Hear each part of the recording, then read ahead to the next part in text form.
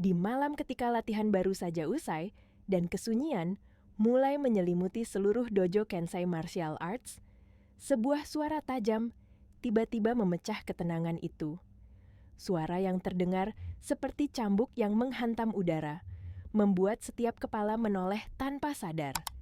"Hei kamu, jangan injak tatami dengan sepatu kotormu." Nada tinggi itu berasal dari seorang wanita muda berambut kuncir tinggi dengan gigi putih yang masih lembab oleh keringat. Sabuk biru gelap melingkar di pinggangnya, simbol dari status, prestasi, dan juga sedikit kesombongan yang tak pernah bisa ia sembunyikan. Alia, sang juara nasional 2 tahun berturut-turut, berdiri tegap sambil menatap tajam ke arah seorang pemuda sederhana di sudut ruangan. Pemuda yang sedang memegang kain pel lusuh mengelap cermin besar sendirian seperti bayangan yang tidak pernah dianggap ada. Raka, dengan kaos kusam dan celana yang warnanya sudah memudar, menunduk pelan. Sepatunya yang bolong di ujung seolah menjadi saksi hidup dari kerasnya perjalanan yang ia simpan sendiri. Meski penampilannya biasa saja, ada ketenangan berbeda yang terpancar dari gerak-geriknya, seolah ia telah terbiasa menghormati setiap ruang yang ia pijak. Namun, bagi sebagian murid di dojo itu, ia hanyalah tukang bersih-bersih. Seseorang yang tidak layak berdiri di antara para petarung. Alia mendekatkan langkahnya dengan penuh tantangan. Napasnya masih berat akibat latihan, namun sorot matanya menyala oleh rasa superioritas yang selama ini ia pelihara. "Kamu cuma tukang bersih-bersih," ucapnya dengan sinis. "Jangan sok sibuk seperti pelatih di sini. Lihat pekerjaanmu, debu masih ada di mana-mana." Beberapa murid menahan tawa, menutup mulut sambil menyikut teman di sampingnya. Bagi mereka, drama kecil ini adalah hiburan tambahan setelah latihan panjang. Raka tidak menanggapi dengan marah. Ia hanya berhenti menggosok cermin, lalu menundukkan kepala lebih dalam. "Maaf, Mbak, saya tidak sengaja." Suaranya pelan, tenang, seperti seseorang yang sudah terbiasa menghadapi hinaan semacam itu. Namun, ketenangan Raka justru membuat Alia semakin tersulut. Ia melangkah mendekat hingga jarak mereka hanya beberapa jengkal. "Kerja kamu buruk. Kalau tidak bisa kerja bagus, jangan kerja di sini. Kamu cuma beban." Tatapannya menusuk, tapi Raka tetap tenang. Tenang dengan cara yang membuat beberapa murid tiba-tiba merasa aneh, seolah sedang menyaksikan sesuatu yang mereka tidak mengerti. Alia mengangkat dagunya lebih tinggi, merasakan puas karena pemuda itu hanya diam. Tapi ia tidak tahu bahwa di balik mata yang terlihat lelah itu, ada sesuatu yang lebih dalam. Sesuatu yang bukan dimiliki oleh seorang tukang bersih-bersih biasa. Sesuatu yang hanya dimiliki seorang yang sudah lama berdiri dalam badai kehidupan. "Dengar ya," Alia berkata dingin. "Dojo ini bukan tempat untuk orang sepertimu. Kau tidak pantas ada di sini." Raka menunduk lagi, tetapi hanya sesaat. Ketika ia mengangkat wajahnya, sorot matanya berubah. Lebih jernih, lebih dalam. Sorot mata seseorang yang sudah pernah memahami dunia pertarungan. Sorot mata seseorang yang tidak mudah diguncang oleh hinaan kecil.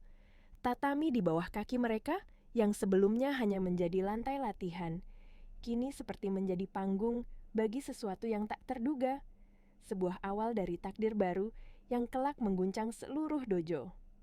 Alia tanpa sadar sedang menyalakan api yang tidak siap ia hadapi. Alia masih berdiri tegap, dada naik turun pelan setelah emosinya memuncak. Namun, ada sesuatu di wajahnya, sebuah campuran antara gengsi, amarah, dan rasa ingin menunjukkan kekuasaan. Ia tidak pernah suka ketika seseorang diam dan tidak bereaksi terhadap kemarahannya. Baginya, diam adalah bentuk penghinaan. Dan Raka, dengan wajahnya yang datar dan mata yang seolah tidak mempedulikan kehadirannya, membuat darahnya mendidih lebih cepat daripada tendangan emaegri yang biasa ia lepaskan. "Kau tidak dengar ya?" Alia melangkah selangkah lebih dekat, menepuk dada Raka dengan ujung jarinya. Gerakannya cepat, tajam, dan penuh tantangan. "Kalau kau merasa jantan, buktikan. Sparring denganku sekarang." Tawa dari murid-murid lain langsung meledak. Ada yang menutup mulut sambil berbisik. Ada yang hampir terjatuh karena menahan tawa. "Wah, OB ditantang juara nasional. seseorang berteriak kecil dari belakang disambut gelak tawa yang lebih besar. Hati-hati nanti pingsan sebelum sempat disentuh. Tetapi Raka tetap tidak berubah. Ia hanya pelan-pelan menurunkan kain pel ke dalam ember kecil di sampingnya. Tangannya tidak bergetar, wajahnya tidak menegang. Ia mengangguk kecil, lebih kepada dirinya sendiri. Seperti seorang pria yang sedang berusaha menahan badai dalam hatinya agar tidak ikut meledak. "Saya tidak berniat melawan murid dojo," ucapnya lembut. Nada suaranya tetap sama, tenang, rendah, tanpa getaran takut. Namun kata-kata itu justru seperti menyiram bensin ke bara gengsi Alia. Gadis itu menyeringai lebar, memajukan wajahnya begitu dekat, hingga kuncir tingginya hampir menyentuh pipi Raka. "Oh, maksudmu, aku tidak selevel denganmu." Suaranya naik 1 oktav, penuh provokasi. Beberapa murid hampir tersedak menahan tawa. Profesor mereka mungkin bisa mengajarkan teknik, tapi momen ini lebih menarik daripada pelajaran apapun.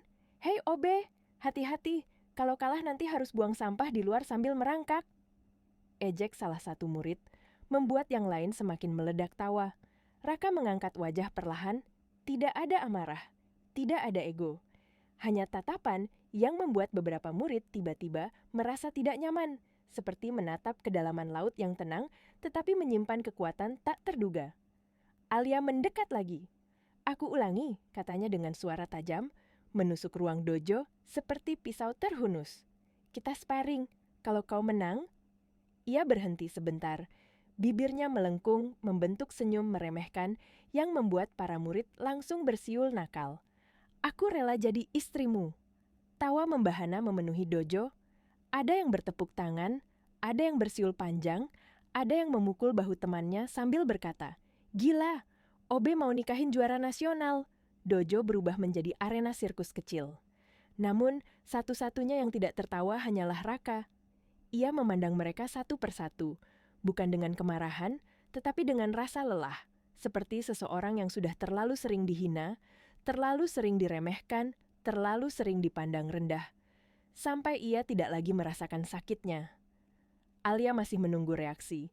Ia menepuk bahunya dengan keras. "Hei, aku sedang menantangmu. Kau tidak punya pilihan." Dan saat itu, entah untuk pertama kalinya atau sejak lama, Raka menarik napas panjang. Napas seorang pria yang akhirnya memutuskan sesuatu. "Baik." Suaranya pelan, tapi menggema di seluruh ruangan. "Kalau itu membuat Anda puas..." Dojo seketika sunyi. Tawa langsung hilang, berganti dengan bulu kuduk yang meremang. Ada sesuatu dalam cara Raka berdiri. Cara ia menaruh kain pel, cara ia mengangkat wajah, sesuatu yang terlalu tenang, terlalu terlatih, terlalu berbahaya. Alia, yang tadinya ingin mempermalukannya, tiba-tiba merasakan jantungnya berdebar tidak karuan. Ia tidak tahu kenapa, tapi naluri seorang petarungnya berbisik. Ada sesuatu tentang pria ini yang tidak boleh diremehkan. Raka menatapnya lurus, tidak bergeming. "Kalau kita sparring," katanya pelan, namun setiap suku katanya terdengar seperti beban pengalaman panjang. Ia mendekat 1 langkah. "Jangan, menyesal." Kata-kata itu membuat seluruh dojo membeku. Tatami diganti dengan yang bersih. Lampu dojo diredupkan sedikit, meninggalkan bayangan-bayangan panjang yang bergetar halus di sepanjang dinding kayu. Para murid membentuk lingkaran besar, berdiri rapat seperti hendak menyaksikan pertunjukan langka yang tidak pernah mereka bayangkan akan terjadi di tempat ini. Suasana yang tadi penuh tawa, kini berubah menjadi lautan keheningan yang menegang. Tidak ada yang bicara, tetapi mata mereka menyimpan rasa penasaran bercampur ketakutan tak jelas. Alia berdiri di satu sisi tatami. Nafasnya teratur, tubuhnya telah memanas setelah latihan sebelumnya, dan rasa percaya dirinya masih tinggi, meski ada sedikit getaran kecil di balik egonya. Kuncir tingginya bergerak mengikuti setiap putaran bahu yang ia lakukan untuk pemanasan. Sorot matanya tajam, seperti singa betina yang siap menerkam mangsa. Di sisi berlawanan, Raka berdiri dengan postur yang sama sekali tidak tampak seperti seseorang yang hendak bertarung. Tidak ada kuda-kuda, tidak ada tangan yang mengepal, Tidak ada tanda-tanda kesiapan fisik. Ia hanya berdiri santai, menghadap Alia dengan tubuh rileks, dan kedua tangan menggantung tenang di sampingnya.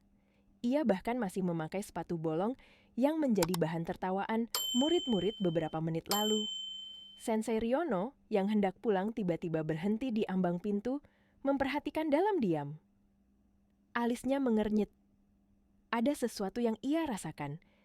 Sesuatu yang tidak bisa dijelaskan, namun membuat tubuhnya spontan menegang. Ia membuka sedikit langkah, tetap berada dekat pintu seolah ingin menyaksikan apa yang akan terjadi. Seorang murid berteriak kecil, mencoba memecah ketegangan. "Mulai!" Dalam sekejap, Alia melesat maju. Kecepatannya luar biasa, buah dari latihan bertahun-tahun, kompetisi keras, dan kemenangan demi kemenangan yang membuatnya menjadi juara nasional. Pukulan jab kanan meluncur cepat, disusul hook kiri yang melengkung sempurna. Tendangan maegeri menghantam udara dengan kekuatan yang mampu menjatuhkan sebagian besar murid sabuk coklat. Namun Raka tidak bergerak. Atau tepatnya, bergerak hanya secukupnya. Ia hanya memiringkan tubuh sedikit, sangat sedikit. Dan pukulan Alia melewati udara, kosong beberapa sentimeter dari pipinya. Tendangannya meluncur lurus, tetapi pada detik terakhir, tubuh Raka bergeser halus seperti bayangan yang menghindari cahaya. Tidak ada suara benturan, tidak ada kontak fisik, tidak ada adu kekuatan. Yang ada hanya angin. Angin yang berdesir setiap kali pukulan Alia meleset, begitu dekat, hingga kaos lusuh Raka sempat berkibar sedikit. Para murid yang sebelumnya siap tertawa, kini terpaku. Beberapa mulai berbisik panik. Apa yang terjadi? Kenapa OB itu bisa menghindar? Tadi dia bergerak atau aku yang salah lihat? Alia menggeram. Ia melancarkan serangan kedua, ketiga, keempat. Rangkaian kombinasi yang bahkan tidak bisa diikuti oleh sebagian besar murid sabuk hitam, buckfist, roundhouse kick, low sweep, semuanya luput. Raka tidak menangkis, tidak memblokir, tidak bahkan mengangkat tangan. Ia hanya bergerak seperti orang yang sedang berjalan melalui angin pagi, menggeser langkah dengan lembut, memiringkan bahu, atau menundukkan kepala sedikit. Gerakannya begitu halus dan ringan, hingga tampak seperti tarian, bukan pertarungan. Nafas Alia mulai terdengar berat, bukan karena lelah, tetapi karena frustrasi. "Berhenti menghindar," teriaknya, wajahnya memerah. Namun sebelum ia bisa menyerang lagi, sesuatu terjadi. Gerakan kecil, hampir tak terlihat. Raka mengangkat tangan, dan hanya menepuk bahunya sendiri. Gerakan yang bagi orang lain tampak seperti isyarat santai, tetapi pada detik itu, tubuh Alia kehilangan keseimbangan. Kakinya berputar, bahunya melorot, dan ia jatuh ke tatami dengan suara berat. Bruk, dojo membeku. Alia menahan tubuhnya dengan kedua tangan, wajahnya terbakar seperti dilempar ke api. Bukan hanya rasa sakit, tetapi rasa malu. Rasa tidak percaya yang menusuk egonya lebih dalam daripada tendangan apapun. Apa yang barusan terjadi?" bisiknya, hampir tidak bersuara. Raka tetap berdiri elegan, nafasnya tidak berubah, tidak ada keringat di dahinya, tidak ada tanda bahwa ia baru saja bergerak. Ia seperti pria yang tidak terlibat pertarungan sama sekali. Alia memaksakan dirinya berdiri, matanya membelalak. "Bagaimana kau menghindar? Aku bahkan tidak melihat gerakanmu." Raka menatapnya tanpa kesombongan, justru dengan tatapan yang lebih menusuk daripada ejekan manapun.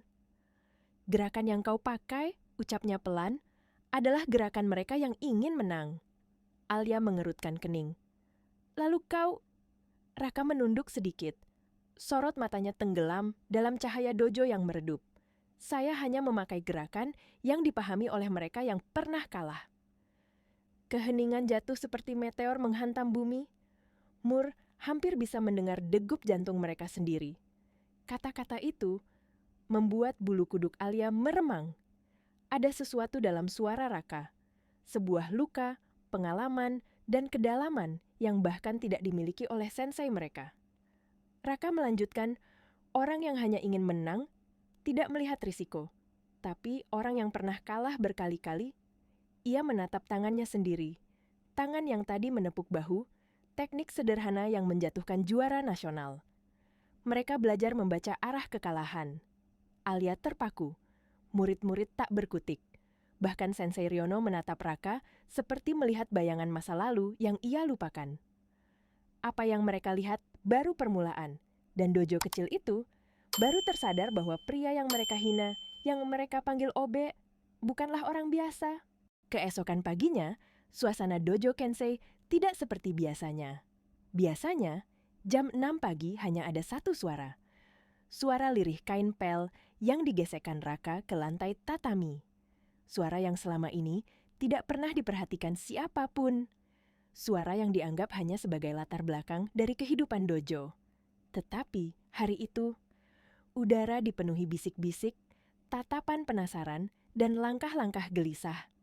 Beberapa murid yang biasanya datang terlambat, kini justru muncul lebih awal, duduk di sudut dojo sambil pura-pura mengikat tali sabuk. Padahal, mereka hanya ingin melihat apakah pria yang semalam menghancurkan ego Alia benar-benar datang. Aku lihat sendiri, bisik seorang murid sabuk coklat sambil memelototkan mata. Alia nggak bisa nyentuh dia sama sekali. Gila, itu Alia loh, juara nasional 2 tahun. Makanya aneh, Obe kok bisa begitu?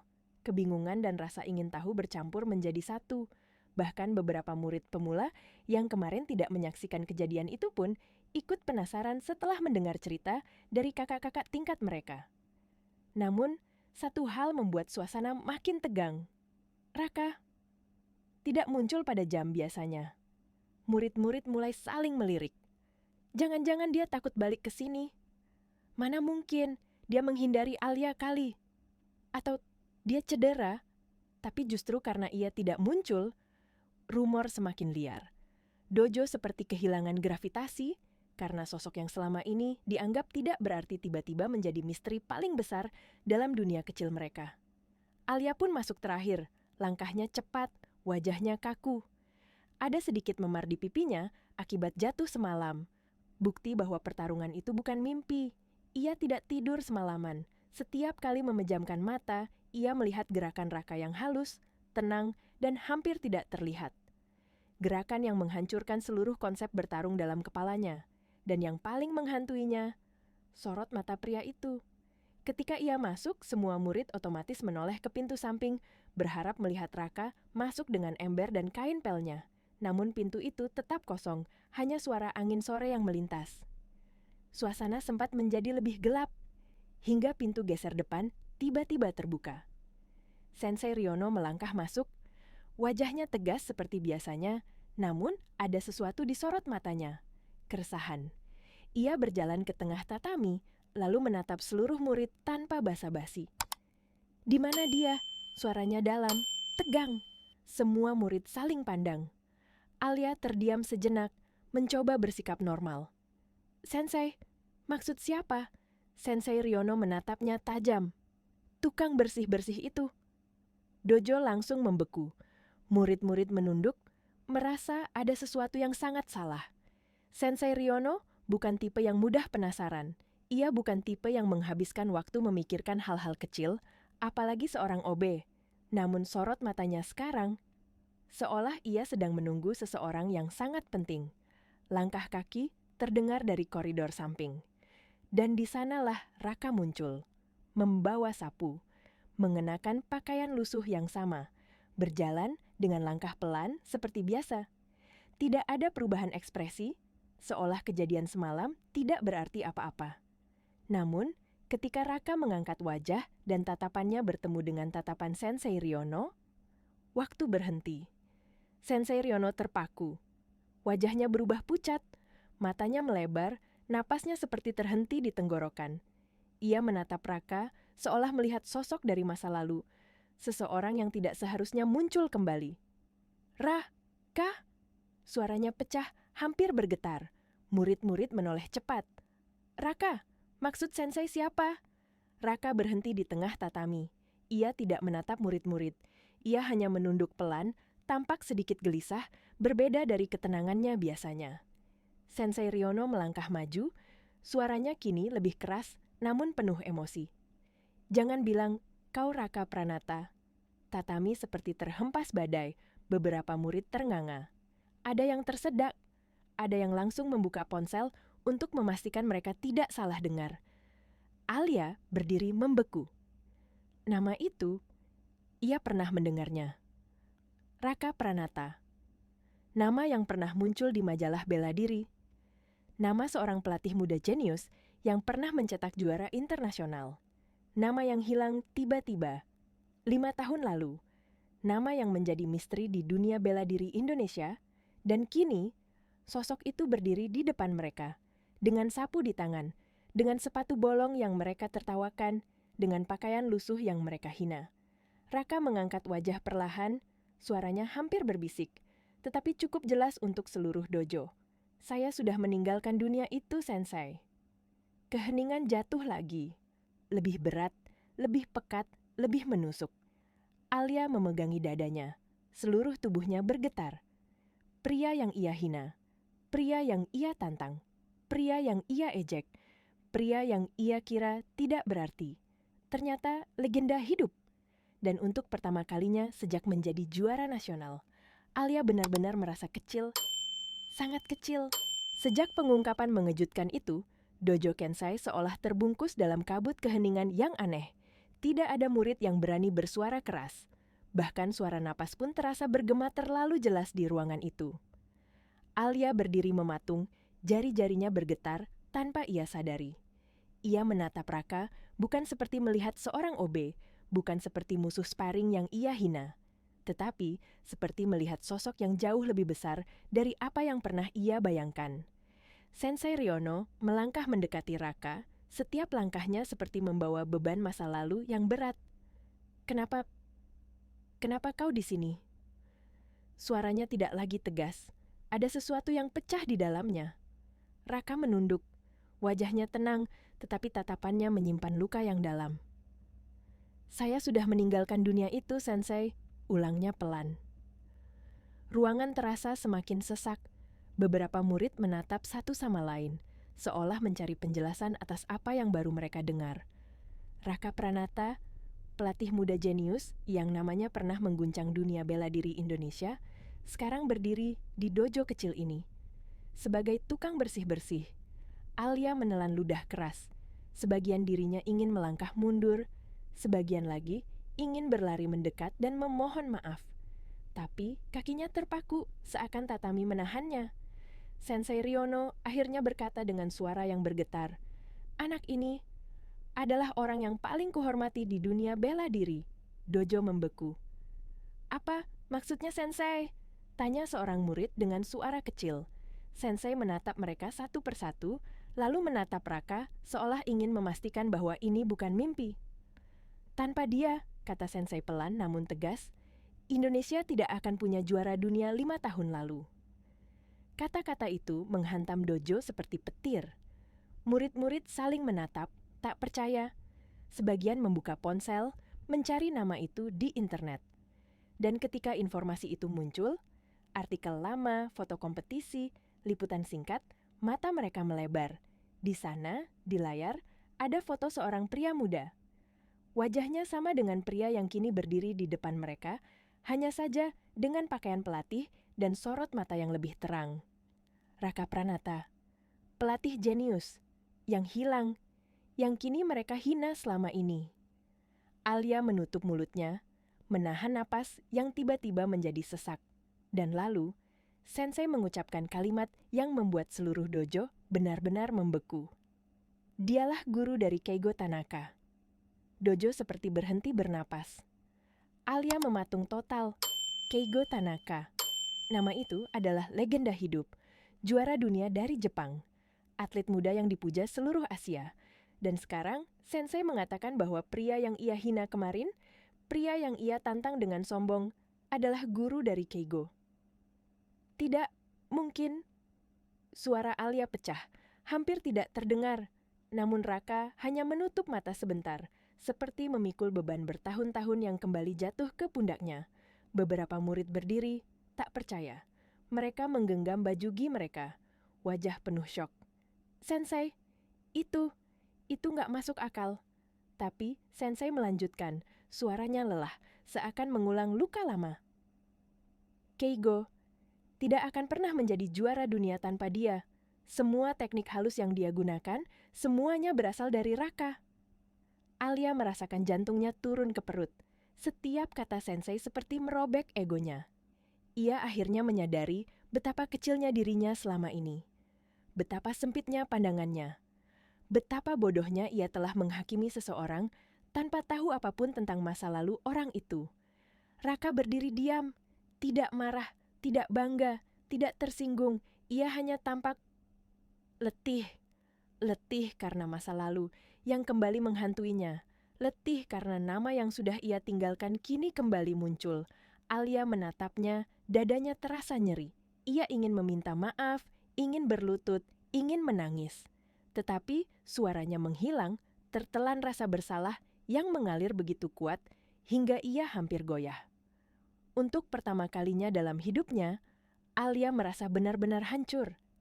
Namun di balik kehancuran itu, ada kekaguman yang tumbuh pelan-pelan, kekaguman yang jauh lebih kuat daripada rasa malu. Karena di hadapannya berdiri seorang legenda yang menyembunyikan kejeniusannya di balik kain pel lusuh, dan sesuatu dalam diri Alia berubah selamanya. Dojo sudah gelap ketika malam turun. Lampu-lampu gantung dipadamkan satu persatu, menyisakan hanya satu cahaya, redup di ruang penyimpanan alat. Tempat di mana Boken, Shinai, dan matras cadangan beristirahat. Cahaya kecil itu menciptakan bayangan panjang di lantai, seolah ruangan itu sengaja menyembunyikan rahasia yang tidak ingin didengar siapapun. Alia berdiri di depan pintu selama hampir 2 menit, jari-jarinya menggenggam bingkai kayu dengan gugup. Sejak pagi, pikirannya tidak bisa tenang. Ia tidak bisa melupakan tatapan Raka saat nama Raka Pranata diucapkan sensei. Ia juga tidak bisa melupakan rasa bersalah yang menggigit dadanya ketika menyadari siapa sebenarnya pria yang ia hina. Dengan napas pelan, ia akhirnya masuk. Raka duduk bersila di lantai, cahaya lampu jatuh lembut di wajahnya. Ia tampak menenangkan diri dengan menggosok permukaan boken, kayu yang retak, boken yang mungkin sudah ia pakai bertahun-tahun. Gerakan tangannya pelan, sabar, seperti seseorang yang merawat sesuatu yang lebih dari sekadar benda, sesuatu yang menyimpan kenangan. Alia menggigit bibir. Entah kenapa, melihat Raka dalam kesunyian seperti itu, membuat hatinya terasa diremas. "Raka," panggilnya pelan. Raka berhenti menggosok boken, tetapi ia tidak langsung menoleh. "Iya, Mbak Alia." Nada suaranya tetap sopan, tetap tenang, seolah apapun yang terjadi, hari itu tidak mengubah cara ia memandang dunia. Alia melangkah mendekat, lalu duduk di depannya, menjaga jarak sekitar 1 meter. Ia butuh keberanian besar hanya untuk mengucapkan kalimat berikutnya.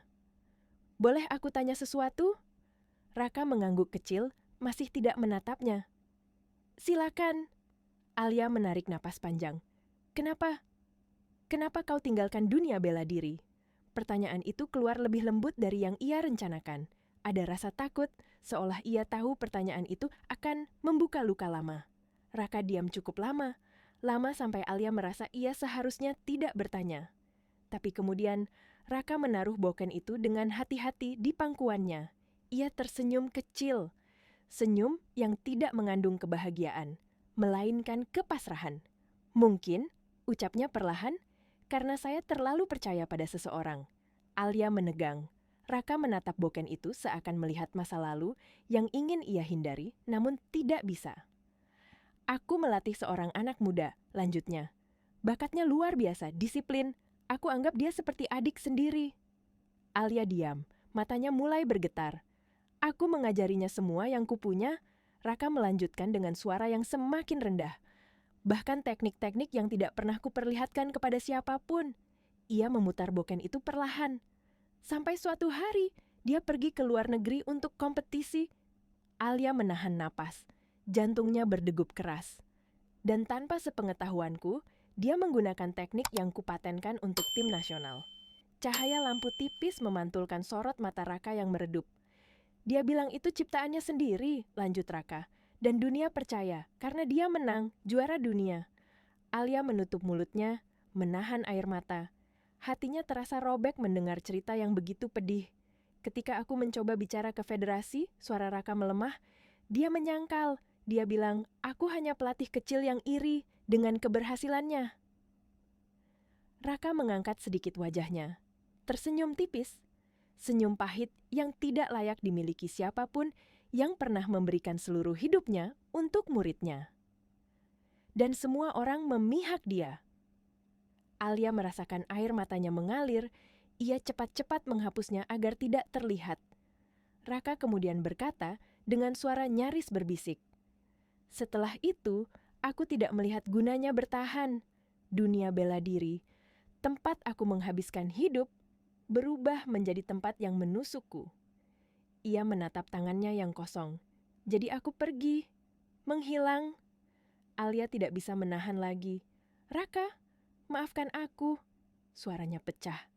Raka menoleh perlahan, wajahnya penuh ketenangan. "Untuk apa minta maaf, Mbak Alia?" Alia menggigit bibir, air mata kembali jatuh. "Untuk semua kata-kataku kemarin, untuk meremehkanmu, untuk tidak tahu apa-apa, tapi bertindak seolah aku paling benar." Raka terdiam, tetapi sesuatu yang lembut muncul di sudut bibirnya. "Tidak apa-apa," katanya pelan. "Kita semua pernah punya masa sombong." Kata-kata itu, yang seharusnya menenangkan, justru membuat Alia menangis semakin keras.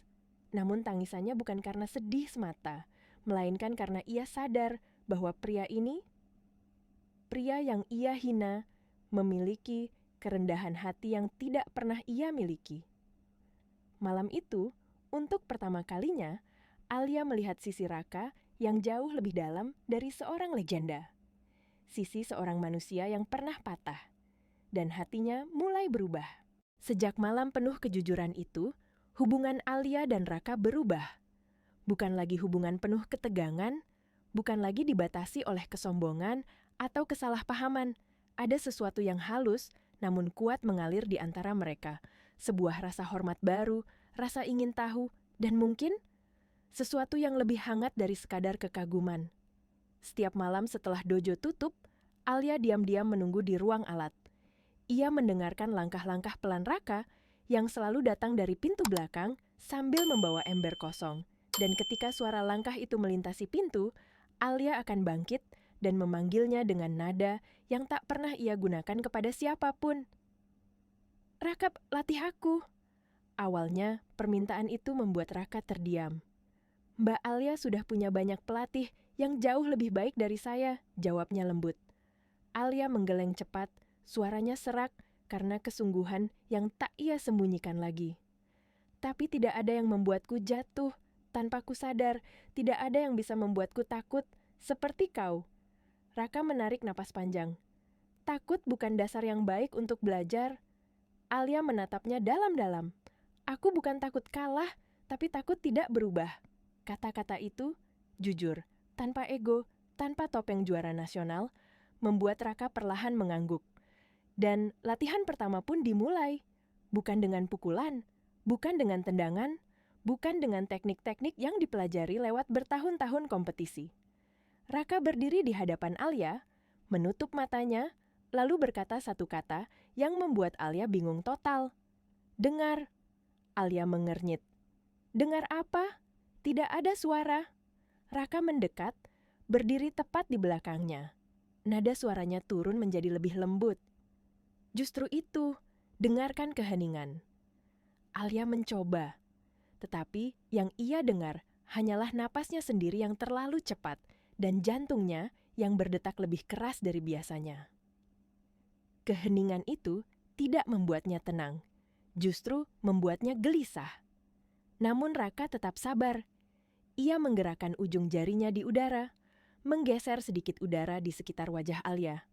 Hanya hembusan kecil, nyaris tak terasa, tetapi cukup membuat bulu kuduk Alia berdiri. "Kau harus merasakan angin," ucap Raka pelan, "karena angin adalah bahasa tubuh sebelum tubuh bergerak."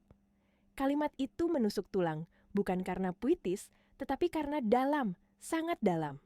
Seperti pelajaran dari seseorang yang telah mempelajari kekalahan, bukan sekadar kemenangan.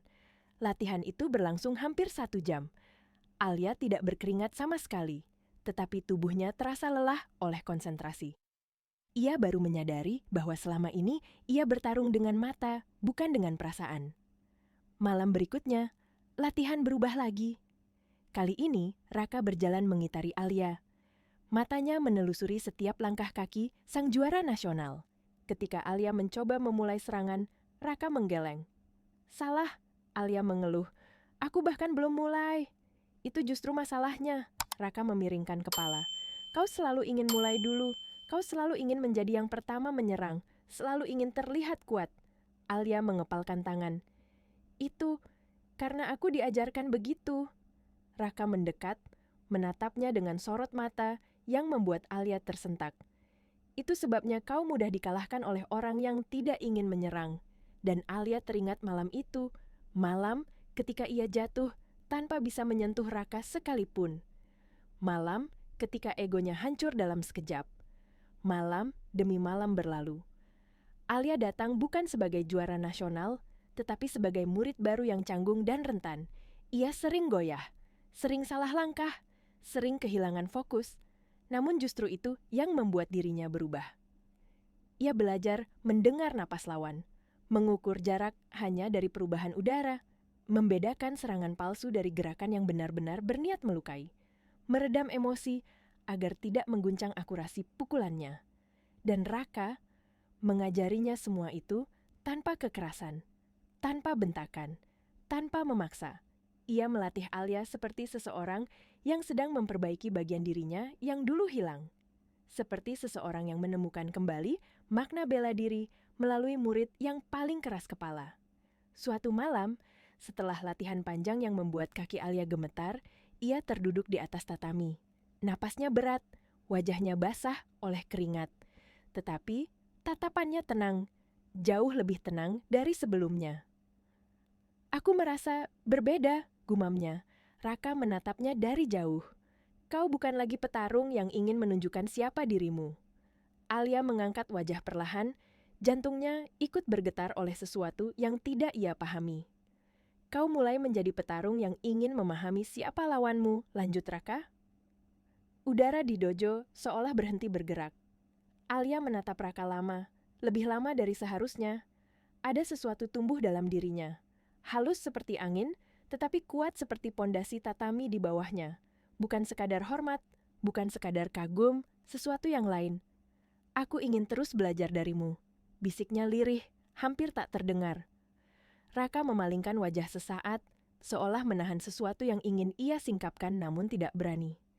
"Saya hanya mengajarkan sedikit dari apa yang saya tahu," ucapnya rendah. Alia tersenyum kecil. "Kalau sedikit saja bisa mengubahku sejauh ini?" Ia menatap langit-langit dojo. "Aku ingin belajar semuanya." Dan malam itu, tanpa mereka sadari, bukan hanya teknik yang diperdalam, tetapi jarak antara dua hati itu mulai memendek. Pelan, diam, namun sangat kuat. Bulan berganti, dan udara dojo Kensei perlahan berubah, lebih hangat, lebih hidup, seakan seluruh energi lama yang penuh ego dan kesombongan sudah tersapu bersih. Para murid kini melihat Alia dan Raka bukan sebagai juara nasional dan tukang bersih-bersih, tetapi sebagai dua sosok yang memancarkan ketenangan yang anehnya, membuat mereka ingin menjadi lebih baik. Dan pada suatu pagi, papan pengumuman dojo dipenuhi sorotan baru. Pengumuman resmi, Alia Wisesa, atlet Indonesia, masuk ke daftar peserta Tokyo Grand Championship. Begitu namanya terpampang, murid-murid langsung bersorak. Bagi mereka, Alia adalah kebanggaan dojo, wajah masa depan bela diri Indonesia. Tetapi hanya Alia yang tahu betapa beratnya beban di balik pengumuman itu. Bukan beban untuk menang, tetapi beban untuk menebus kesalahannya pada seseorang. Di sudut dojo, Alia merapikan perlengkapannya, sarung tangan, pelindung tubuh, seragam cadangan. Semuanya ia susun dengan teliti. Tapi tangannya gemetar, bukan karena takut bertanding, melainkan karena satu nama yang kembali muncul di pikirannya. Keigo Tanaka. Nama itu menampar pikirannya seperti gelombang dingin. Atlet muda Jepang, juara dunia, murid kesayangan Raka di masa lalu. Murid yang menusuk gurunya dari belakang. Alia menarik napas panjang. Jantungnya memukul dadanya seperti janderang perang. Pintu belakang terbuka perlahan. Raka masuk dengan langkah pelan, membawa sapu seperti biasa. Tetapi tatapannya berbeda. Ada sesuatu di sana, kebanggaan yang tidak diucapkan, kekhawatiran yang disembunyikan, dan rasa hormat yang muncul begitu saja setiap kali ia melihat Alia berlatih. Alia berdiri. "Besok aku berangkat," katanya lirih. Raka mengangguk perlahan. "Saya tahu." Alia menggenggam tali duffel bag-nya, mencoba menahan getaran kecil di jemarinya. Turnamen Asia bukan hal kecil. Semua juara akan ada di sana. Raka menatapnya lembut. "Alia, kau lebih siap dari yang kau kira." Alia menggeleng, lebih kepada dirinya sendiri. Tapi Keigo Tanaka juga akan bertarung di sana. Nama itu menggantung di udara. Raka tidak menoleh, tidak menggigil, tidak tampak terluka. Tetapi Alia tahu bahwa nama itu adalah bayangan yang selalu mengikuti pria itu, bahkan ketika ia mencoba bersembunyi dari dunia. Alia menelan ludah. "Raka, aku masuk turnamen ini bukan untuk mengejar medali." Raka akhirnya menatapnya. Sorot matanya lembut, tidak memaksa, tetapi penuh rasa ingin tahu. "Lalu, untuk apa?" Alia merasakan dadanya menghangat. "Untuk menebus kesalahanku memandang rendahmu. Untuk membuktikan bahwa aku pantas menjadi muridmu. Meski kau tidak pernah mengakuiku sebagai murid." Kata-kata itu membuat Raka terdiam. Ia melangkah mendekat, lalu menepuk bahu Alia pelan. Sentuhan itu sederhana, tetapi terasa seperti beban besar diangkat dari tubuh Alia. "Alia," ucapnya pelan, "yang membuat seseorang menjadi murid bukan gelar, bukan sabuk, bukan pertandingan." Alia menatapnya, menunggu kelanjutannya. "Yang membuat seseorang menjadi murid," bisik Raka, "adalah kemauan untuk berubah, dan kau sudah melakukannya." Dadanya terasa dihantam gelombang hangat yang membuat matanya bergetar. Untuk pertama kalinya, ia merasa bangga bukan karena ia adalah juara nasional, tetapi karena seseorang seperti Raka mengakui perubahannya. Raka mengangguk pada tatami yang selama ini menjadi saksi transformasi mereka. "Pergi, dan jadilah cermin dari gurumu." Alia mengangguk kuat. Air mata hampir jatuh, tetapi ia tahan. "Aku tidak akan mengecewakanmu." Raka tersenyum kecil, senyum yang cukup untuk menggetarkan seluruh dunia Alia. "Saya tidak pernah menaruh harapan sebesar itu. Saya hanya ingin kau bertarung dengan hati." Dan kalimat itu menjadi kompas bagi Alia. Malam itu, sebelum berangkat ke Tokyo, Alia kembali berdiri di tengah dojo. Ia menarik napas panjang, mengingat setiap gerakan yang diajarkan Raka. Angin, langkah, napas, keheningan. Ia membungkuk dalam. "Terima kasih," bisiknya. "Terima kasih, Sensei." Raka terdiam beberapa detik sebelum akhirnya membalas dengan membungkuk pelan. "Semoga jalanmu lurus dan ringan." Alia tersenyum. Untuk pertama kalinya dalam hidupnya, ia ingin menang bukan karena gelar, bukan karena ego, tetapi untuk mempertahankan kehormatan seseorang. Seseorang bernama Raka Pranata. Dan malam itu, Alia bersiap terbang ke Tokyo, bukan sebagai juara nasional, tetapi sebagai murid yang membawa kehormatan gurunya. Tokyo Grand Championship. Sebuah panggung megah yang hanya diisi oleh mereka yang berdiri di puncak dunia bela diri. Lampu-lampu putih raksasa menggantung di langit-langit arena seperti bintang yang siap menyaksikan sejarah. Ribuan penonton memenuhi tribun. Suara mereka bergemuruh, berbaur antara kegembiraan, rasa ingin tahu, dan ketegangan yang dapat dirasakan hingga ke tulang. Di antara keramaian itu, Alia berdiri sendirian di lorong persiapan. Napasnya pelan, namun mantap. Seragamnya rapi, gi putih bersih, dengan patch merah putih kecil di dadanya. Tangan yang dulu gemetar, kini tenang. Ia memejamkan mata beberapa detik, mencoba merasakan hembusan udara, mendengar bisikan hening yang diajarkan Raka. "Bertarunglah bukan untuk menang," suara Raka bergema lembut di benaknya, "tapi untuk memahami lawanmu." Pengumuman melalui pengeras suara membuat jantungnya berdetak sedikit lebih cepat. Next match, Alia Wisesa, Indonesia, versus Keigo Tanaka, Japan. Penonton langsung bersorak. Nama Keigo Tanaka saja sudah cukup untuk mengguncang satu arena. Ia adalah bintang dunia. Tampan, cepat, mematikan, atlet muda yang dielu-elukan Jepang seperti pahlawan nasional. Kamera media internasional berputar ke arahnya, mengabadikan setiap gerakannya. Keigo memasuki arena lebih dulu. Langkahnya angkuh, posturnya sempurna. Ada kesombongan di senyumnya, senyum seseorang yang tahu bahwa seluruh dunia memujanya. Ia mengibaskan rambutnya sedikit, memandang Alia dari ujung kaki hingga ujung kepala. Ketika Alia masuk, Keigo tersenyum miring seperti melihat teka-teki kecil yang menarik perhatian. Keigo menyipitkan mata. Langkahmu ringan, bahumu terlalu tenang. Ia mendekat, suaranya rendah namun penuh ejekan.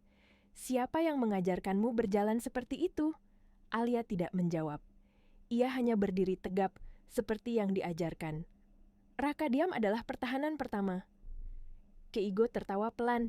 Kau belajar dari Raka ya? Nama itu diucapkan seperti pisau yang dilempar dengan santai, tetapi mengenai sasaran dengan sangat tepat. Alia menahan napas sejenak. Keigo mendekat satu langkah lagi. Raka, lelaki yang dulu menjadi guruku, lalu kubuang ketika aku tidak lagi membutuhkannya. Nada suara itu dingin, menghina, merendahkan.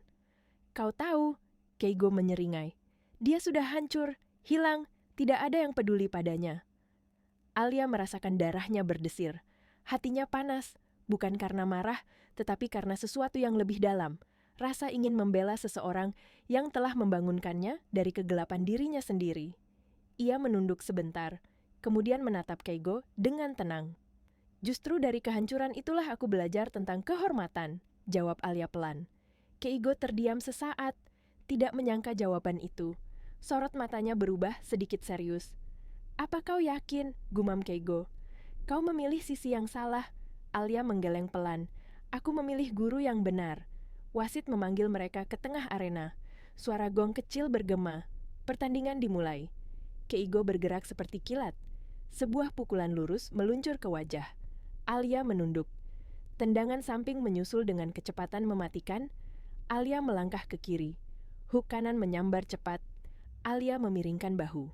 Gerakannya tenang, teratur, seperti bayangan Raka yang hidup dalam tubuhnya. Penonton terhenyak. Dia menghindar. Teknik apa itu? Dia seperti tahu kemana serangan Keigo akan datang. Keigo menggertakkan gigi. Jangan sombong, gadis kecil. Ia meningkatkan tempo. Serangannya lebih brutal, lebih cepat, lebih ganas. Tetapi setiap kali Alia menghindar tanpa panik, seolah setiap sentuhan udara memberinya petunjuk. Karena memang begitu. Ia membaca angin, ia mendengar keheningan, ia merasakan ritme napas Keigo. Semua yang diajarkan Raka kini mengalir dalam tubuhnya seperti sungai yang menemukan jalannya. Keigo frustrasi. Kau cuma meniru seseorang yang sudah hancur. Alia tersenyum tipis. Aku tidak meniru, aku memahami. Suara gong ronde berikutnya berbunyi. Final round, tersisa 20 detik. Keigo, dalam keputusasaan dan ego yang mulai retak, melancarkan tendangan putar pamungkas, serangan yang dulu membuatnya menjadi juara dunia. Penonton menahan napas. Serangan itu sudah menjatuhkan puluhan atlet hebat. Alia memejamkan mata sepersekian detik. Dan ketika membukanya, segalanya menjadi lambat. Ia menggeser kaki kanan setengah langkah ke belakang. Miring, mengangkat tangan kiri bukan untuk menahan, tetapi untuk mengikuti. Ia membimbing tenaga Keigo mengalir bersama momentum serangan itu. Sentuhan yang sangat lembut, hampir tidak terlihat. Tap. Hanya satu sentuhan kecil. Tetapi itu adalah teknik Raka. Gerakan tanpa nama. Gerakan yang hanya bisa dilakukan oleh seseorang yang mengerti arti kekalahan. Gerakan yang lahir dari rasa sakit Raka sendiri. Keigo kehilangan keseimbangannya. Tubuhnya berputar. Dan bruak! Ia terjatuh keras ke tatami. Arena meledak dalam sorakan. Alia menang. Indonesia. Juara. Namun Alia tidak tersenyum. Ia tidak mengangkat tangan tinggi-tinggi seperti atlet lain. Ia hanya berdiri, menatap ke arah kerumunan. Dan di sana, di antara ratusan wajah asing, ada seseorang berdiri diam, tidak bersorak, tidak bergerak, tapi matanya berkaca-kaca. Raka. Alia menunduk sedikit. Bukan untuk penonton, bukan untuk piala, tetapi untuk seseorang yang telah diperlakukan tidak adil, dan malam itu, kehormatannya dipulihkan. Lampu panggung menyala terang bagai ribuan matahari kecil, memantul di trofi emas yang kini berada di tangan Alia. Wartawan dari berbagai negara merapat ke depan, menaikkan mikrofon tinggi-tinggi untuk menangkap setiap kata dari sang juara Asia baru. Namun Alia tidak tersenyum lebar seperti juara biasanya. Wajahnya tenang, tapi matanya bergetar oleh emosi yang tidak bisa ia sembunyikan. Seorang reporter Jepang bertanya lantang, suaranya menembus riuh rendah media. Bagaimana rasanya menjadi juara Asia pertama dari Indonesia? Suara itu disambut ratusan kilatan kamera. Alia memandangi trofi itu sedetik, lalu menggeleng perlahan. Aku bukan juaranya, katanya pelan, tetapi tegas. Seluruh ruangan terdiam. Reporter saling menoleh, beberapa bahkan berhenti menulis. Alia melanjutkan, suaranya dalam dan jujur. Yang menang bukan aku, tapi guruku. Bisik-bisik memenuhi aula, tapi Alia tidak goyah. Matanya mengembara mencari seseorang di antara kerumunan. Reporter lain bertanya cepat, maksudmu pelatih nasional? Kau ingin berterima kasih pada tim Indonesia? Alia menggeleng lebih kuat. Bukan, yang kumaksud adalah seseorang yang dulu kami hina di dojo. Ruangan seketika sunyi. Begitu sunyi hingga napas kamera terdengar. Alia menegakkan punggungnya. Seseorang yang dianggap tidak berarti. Seseorang yang membersihkan lantai, bukan melatih atlet. Seseorang yang dunia remehkan. Sebuah keheningan dalam menyelimuti arena. Lalu, Alia mengulurkan tangan ke belakang panggung. Raka, kemarilah.